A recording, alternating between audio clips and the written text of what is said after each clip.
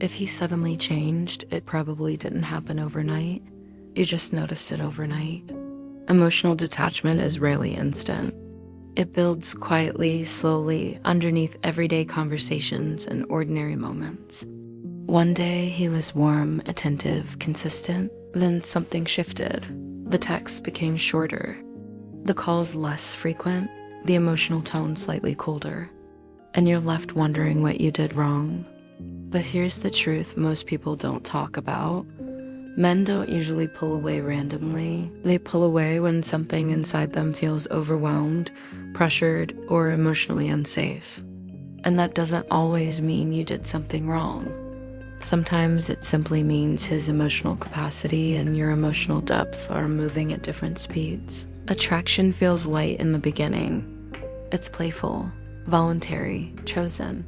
But as feelings grow, so does vulnerability. And vulnerability, for someone who hasn't learned to regulate it, can feel threatening. The deeper the emotional connection becomes, the more exposed he feels. If he leans avoidant and attachment style, closeness can subconsciously trigger fear of losing independence. Not because he doesn't care, but because closeness activates responsibility, expectation, and emotional intensity. When emotional expectations rise faster than emotional safety, pressure begins to form. And pressure slowly erodes desire. You might have noticed that when you started asking for reassurance, he started giving less of it. When you leaned in harder, he leaned back. This is not a coincidence. It's a nervous system dance. Anxious energy pursues. Avoidant energy retreats. The more one partner seeks clarity through closeness, the more the other seeks relief through distance. It becomes a loop. And if you don't recognize it, you internalize it. You start thinking you became too much, too emotional, too available. But often what actually happened is that emotional intensity exceeded emotional capacity. Men process feelings differently.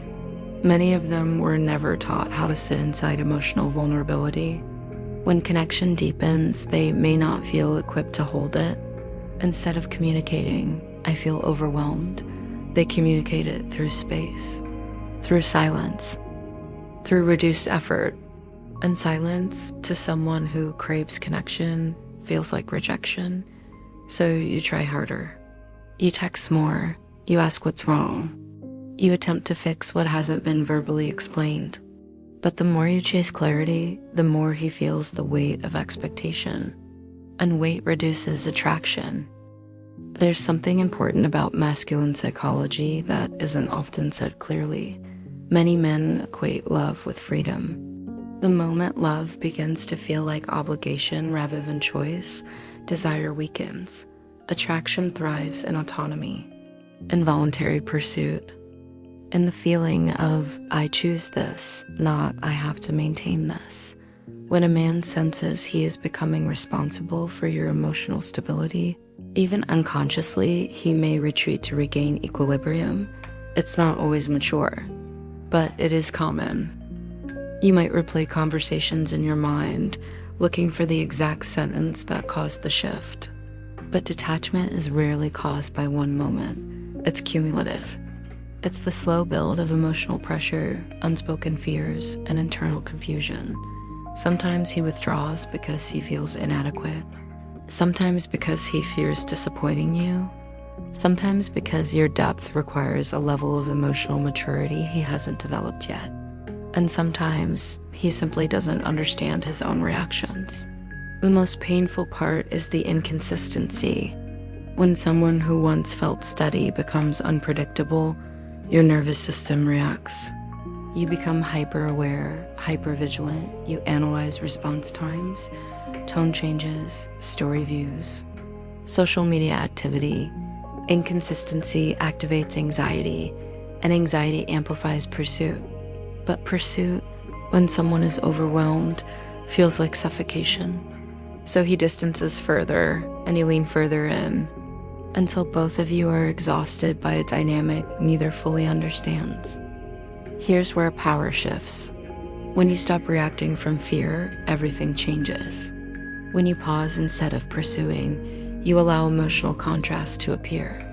Silence is powerful because it removes pressure. It gives space for reflection. Many men don't understand what they feel until they feel your absence. In presence, they feel expectation. In absence, they feel clarity. Space regulates the nervous system. It allows emotions to settle. And when emotions settle, longing can surface. This doesn't mean you use silence as manipulation. It means you use space as regulation. Detachment is not punishment. It is composure. It is saying, I will not chase someone who is unsure.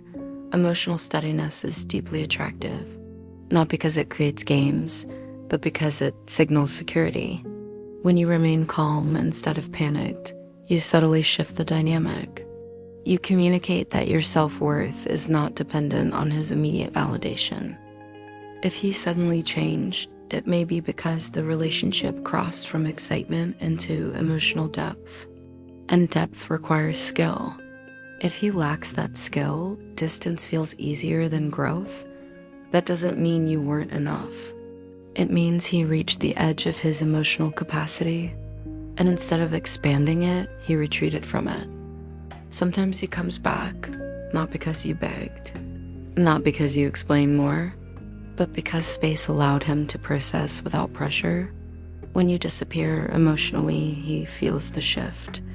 Curiosity activates, ego activates, reflection activates. He may begin to miss the stability you brought, the warmth, the presence. But here's the important part. Whether he comes back or not, your response determines your power. If you respond with panic, you reinforce imbalance. If you respond with emotional control, you reinforce value. Emotional maturity isn't about suppressing feelings. It's about regulating them. It's about understanding that someone else's withdrawal is information, not a verdict on your worth. He didn't suddenly change. He gradually detached. And once you understand the psychology behind detachment, you stop blaming yourself. You start observing patterns instead of personalizing them. You stop chasing reassurance and start embodying stability. And stability is magnetic. Real connection isn't destroyed by space. It's clarified by it. If the bond was strong, distance will reveal it. If it was fragile, distance will expose it. Either way, you gain clarity. And clarity is always better than confusion.